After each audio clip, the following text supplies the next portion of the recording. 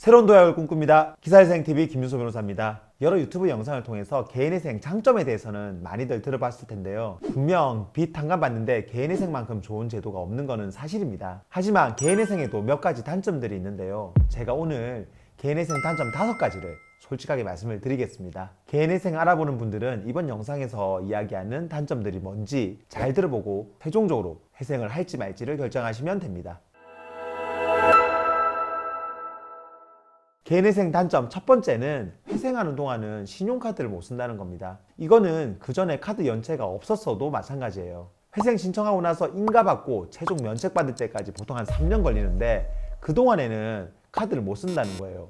대신 회생하면서도 통장을 쓸 수가 있고 통장에 연결해서 만든 체크카드도 사용할 수는 있습니다. 이게 왜 그러냐? 개인회생은 인가를 받고도 최종 면책을 받을 때까지는 한국신용정보원에 내 회생정보가 보관이 돼서 그때까지는 카드사에서 신용카드 발급을 안 해주거든요. 그러니까 무조건 신용카드를 써야 된다는 분들은 개인회생 신청을 하면 안 되는 거죠. 개인회생의 두 번째 단점으로는 신규 대출 받기가 어렵다는 겁니다. 이게 법적으로 신규 대출이 무조건 불가능하다 그런 건 아니고요. 사실상 힘들다는 겁니다. 회생 중에라도 내 소득이나 재산 그리고 금융기관의 특성에 따라서는 대출이 가능하기도 해요. 쉽게 말하면 메이저 금융권은 회생 중에서는 신용대출을 안 해주는데 이금융권이나 대부업체 같은 데서는 소득이나 재산을 보고 어느 정도 가능하다 싶으면 회생 진행 중에서라도 신규 대출을 해주고 있어요. 하지만 이것도 아주 특수한 경우고 회생하는 대부분의 분들은 신규 대출이 어렵다 이렇게 이해하시면 돼요. 그러니까 신규 대출을 꼭 해야 된다는 분들이라면 회생을 할지를 한 번 더 생각해 봐야 되겠죠. 회생의 세 번째 단점으로는 그 기간 동안에는 서울보증보험이나 기타 보증서 발급 기관에서의 보증서 발급을 못 받는다는 겁니다.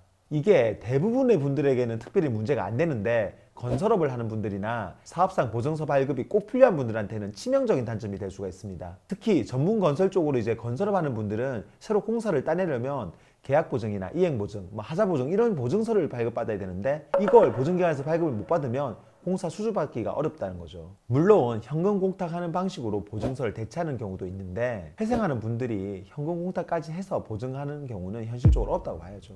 그래서 건설 쪽 일하는 분들은 계속 그 일을 하면서 회생을 하려고 한다면 이런 문제가 있다는 건 미리 꼭 체크해 놔야 됩니다. 회생의 네 번째 단점으로는 조건부 인가를 받은 경우에는 회생 인가를 받고도 면책될 때까지는 법원의 관리 감독을 받아야 된다는 겁니다. 조건부 인가가 뭐냐면 회생이 완전 끝날 때까지 6개월에서 한 1년 단위로 소득이 어떻게 바뀌었는지를 법원에 신고하는 조건으로 인가를 해주는 건데요. 그래서 만약에 소득이 늘어나면 늘어난 만큼 법원에 내는 돈도 더 올라간다는 거죠. 앞으로 내 소득이 계속 오를 것 같은 분들이라면 이런 조건부 인가가 회생을 선택하는데 큰 단점이 될 수도 있어요. 물론 조건부 인가는 항상 나오는 건 아니고 최근에 취업을 했거나 소득이 불안정한 분들 위주로 예외적으로 나오는 거긴 합니다. 그래도 향후에 소득이 크게 늘어날 걸로 예상되는 분들이라면 이 조건부 인가 받는 게 부담될 수도 있으니까 이 점도 회생 진행하기 전에 반드시 체크해야 됩니다. 마지막으로 5번째 단점은 회생을 통해서 면책을 받고 나서도 채권자로 넣었던 그런 곳하고는 신용거래를 다시 하기 힘들다는 겁니다. 쉽게 말해서 카드값을 못 내서 채권자로 넣었던 카드사 같은 경우는 회생이 다 끝나고 나서도 신규 카드 발급을 잘 안 해줍니다. 그리고 통신요금을 못 내서 통신사를 채권자로 넣었다면 회생이 끝나고도 그 통신사를 다시 이용하는 게 어려울 수 있어요. 아까 한국신용정보원에서 내 회생 정보를 면책이 될 때까지 보관한다고 말씀을 드렸죠. 그거 모든 기관에 공통으로 제공되는 정보가 그때까지 보관된다는 거지 개별 은행이나 카드사 자체가 채권자로 가지고 있는 그런 회생 정보는